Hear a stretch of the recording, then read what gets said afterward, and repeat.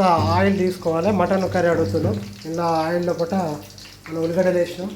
తర్వాత చూస్తే అల్లం పేస్ట్ చూడండి స్పూను. అల్లం వేసినాక ఇలా మంచిగా కలపాలి. ఇట్లా మిర్చి వేయండి.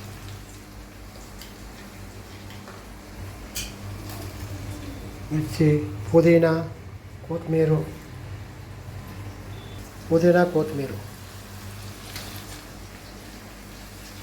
మిక్స్ చేయాలి. బాగా కలిపి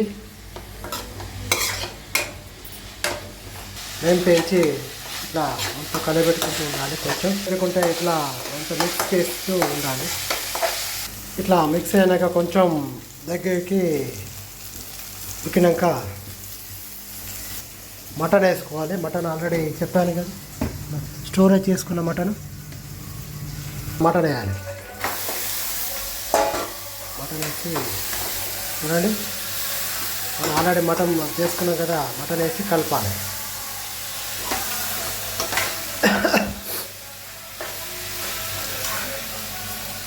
ఇప్పుడు మటన్ ఇట్లా కలిసినాక ఇట్లా అయిపోయినాక క్యాప్ పెట్టాలి.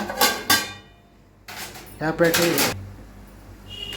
రైస్ కుక్కర్లో ముందుగా ఒక గ్లాస్ వాటర్ తీసుకోవాలి. కిలో బాస్మతి రైస్కి 3 గ్లాసులు తీసుకుంటే సరిపోతుంది. 3 గ్లాసుల వాటర్ తీసుకున్నాము. తర్వాత తీసుకోవాలి.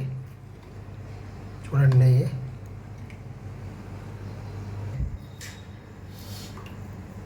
మళ్ళీ మిక్స్ చేయండి.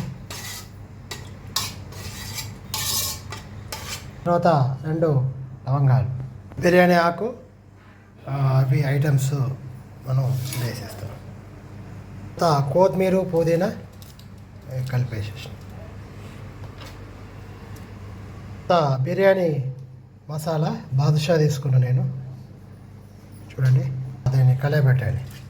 మిక్స్ చేసి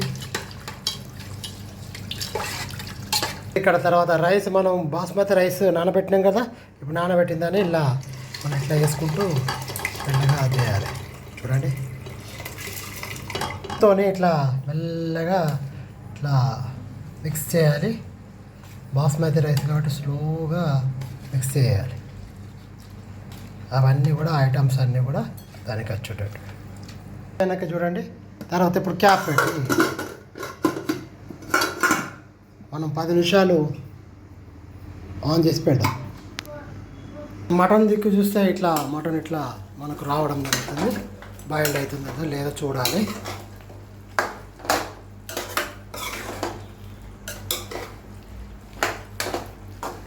తర్వాత కొన్ని వాటర్ ఉన్నాయి, కొంచెం కారము, మళ్ళీ అది తీసి కలపాలి. 10 మినిట్స్ తర్వాత ఇట్లా మనకు ఒకసారి మళ్ళీ కలుపుకోవాలి. ఇట్లా మెల్లగా స్లోగా చూడండి. మసాలా, ఉప్పు అవన్నీ వేసి బాయిల్డ్ అయినాక ఇట్లా వేసేయాలి. రెడీ అయినాక చూడండి, బాయిల్డ్ అయింది. ఇప్పుడు కొంచెం మనం దీనిలో మటన్ గ్రేవీ వేసి కలిపితే అయిపోతుంది. కొంచెం